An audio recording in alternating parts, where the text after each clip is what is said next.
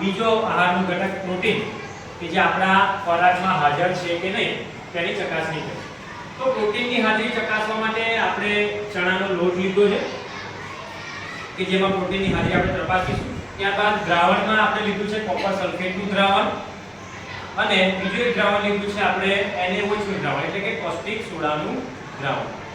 સૌપ્રથમ આપણે એક ટેસ્ટ ટ્યુબ લઈશું જેમાં આપણો નમૂનો ખાદ્ય પદાર્થનો નમૂનો એટલે કે આપણા માટે શું છે ચણાનો લોટ. ચણાના લોટને આપણે થોડો લઈશું. એ ટેસ્ટ ટ્યુબમાં થોડું પાણી રેડી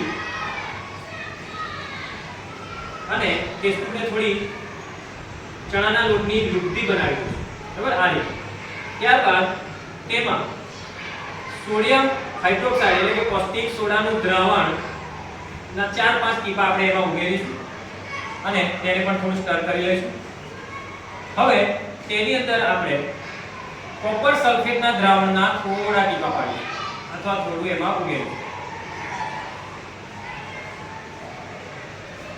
અને રંગ પરિવર્તન જોઈશું. અત્યારે કોઈ રંગ દેખાય છે આપણને? કોઈ રંગ આપણને દેખાતો નથી. બરાબર છે? આપણે એને સ્ટર કરીશું તો તમે દેખાય છે અહીંયા તમને કેવો રંગ જોવા મળે છે?